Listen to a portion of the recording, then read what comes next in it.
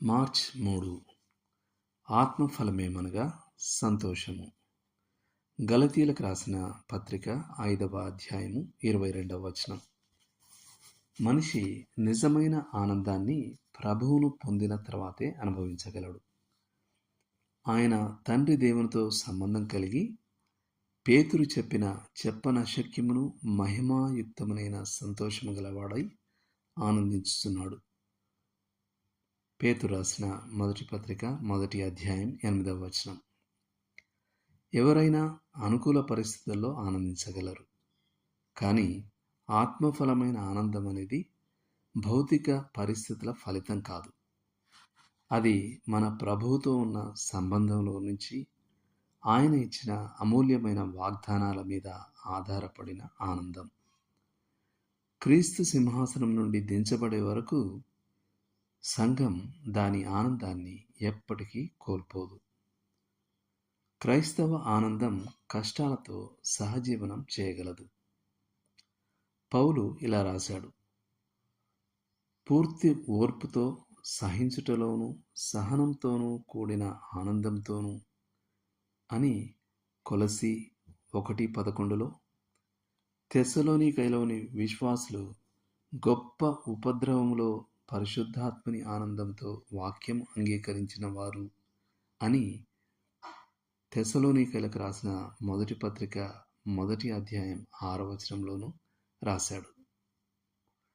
కష్టాల్లో ఉన్న భక్తులు మధ్యరాత్రుల్లో సైతం పాటలు ఆలపిస్తూ దేవుడు తమకిచ్చిన ఆనందాన్ని నిరూపించారు. ఆనందం దుఃఖంతో కూడి ఉండగలదు. కొరింథీయులకు రాసిన 2వ పత్రిక 6వ అధ్యాయం 10వ వచనం. విశ్వాసి శరీరపరంగా తాను ప్రేమించిన వ్యక్తి సమాధి వద్ద నిలబడి కన్నీటితో బాధను వ్యక్తపరచవచ్చును, కానీ ఆ వ్యక్తి ప్రభువు సన్నిధిలో ఉన్నాడనే జ్ఞానంలో ఆనందించగలడు. కానీ ఆనందం పాపంతో సహజీవనం చేయదు.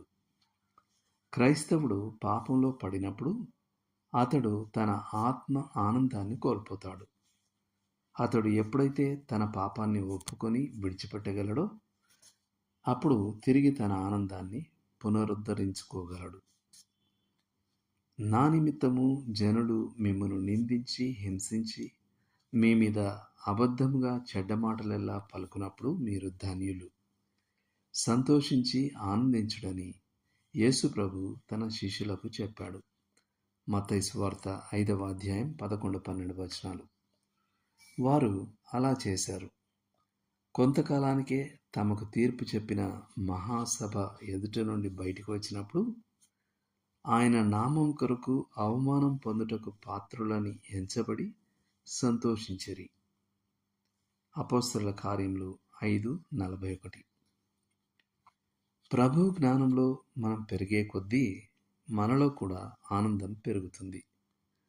మొదటగా బహుశా చిన్న చికాకులు, దీర్ఘకాలిక అనారోగ్యాలు మరియు స్వల్ప అసౌకర్యాలలో కూడా మనం సంతోషించవచ్చు. పరిస్థితులు ఎంత క్లిష్టంగా ఉన్నప్పటికీ మనం దేవుడిని చూడగలిగే స్థాయికి, ఆయన మార్గం పరిపూర్ణమైనదని గ్రహించి సంతోషించే స్థాయికి దేవుని ఆత్మ మనల్ని తీసుకురావాలని కోరుకుంటుంది. అంతటితో కాకుండా మనము హబక్కూకు ప్రకారం ఇలా చెప్పగల స్థితికి ఎదుగుతాం: అంజూరపు చెట్లు పూయకుండినను, ద్రాక్ష చెట్లు ఫలింపకపోయినను, ఒలీవ చెట్లు కాపులేకయుండినను, చేనిలోని పైరు పంటకు రాకపోయినను, గొర్రెలు దొడ్డిలో లేకపోయినను, సాలలో పశువులు లేకపోయినను, నేను యెహోవా యందు ఆనందించెదను. నా రక్షణకర్త అయిన నా దేవుని యందు నేను సంతోషించెదను. హబక్కూకు 3:17-18 వచనాలు. దేవుడు మిమ్మును దీవించును గాక. ఆమేన్.